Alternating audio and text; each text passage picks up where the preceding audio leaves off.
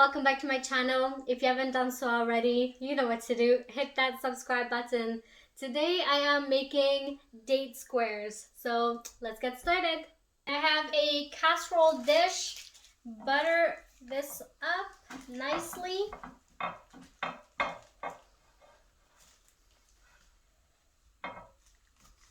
I'm using unsalted butter for this.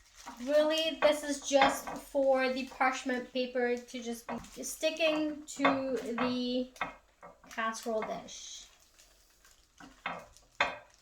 So my dish is 9 by 12, and what you want to do is take your parchment paper, set it out for a little bit longer, cut that, and you want it to be sticking out when you are putting this on here, just so that it's easier to pull it out when everything is cooked. I'll show you what I mean here. You want to make sure your parchment paper sticks well to the edges.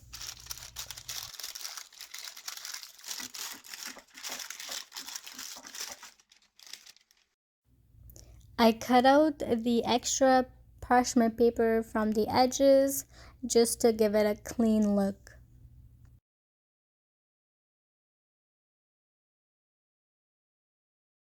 The next thing that you want to work on is the first layer of the squares. What I have here is quick oats, and you want flour, mix that in here, brown sugar,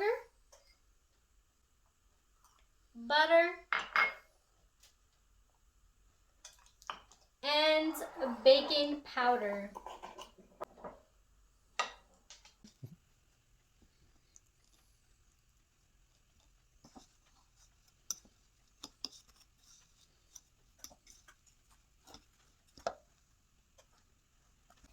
Once you are done mixing this, go ahead and put this in your dish.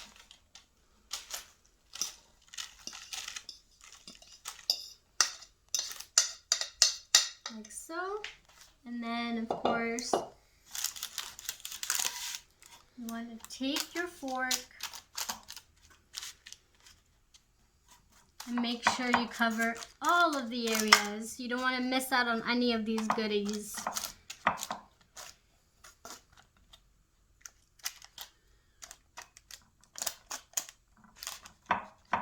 You want it flat, and you want to fill in all the gaps in the corners. And that is the first layer. Second layer, we are adding in our dates in a pot.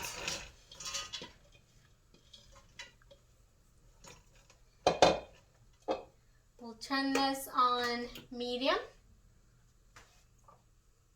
Add some water.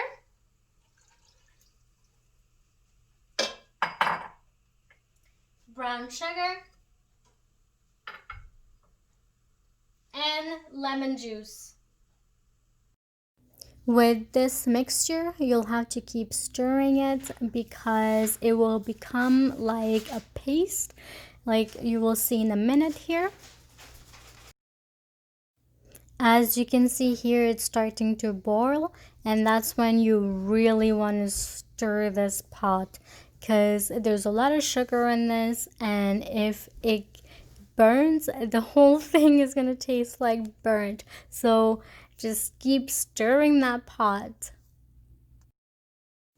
Once you see the mixture becoming like a paste, we are adding in a baking soda to this, and you want to see that chemical reaction there that's happening with the color changing. That's what you want to see in this mixture. My arms got so tired that Joel had to take over, just stirring that pot. There he goes. We'll add in our second layer. And this is how dark you want it. You really want it like a paste. And because it's super hot right now, that is when it's the best to add it in here and really work with it. So you want it the same way that we did the first layer. You want to make sure that you get all the corners in here and pat it down nicely.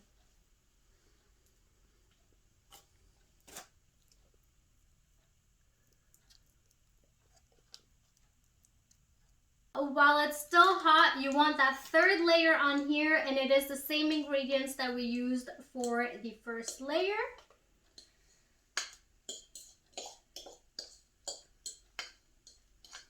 And do the exact same thing. Spread it out.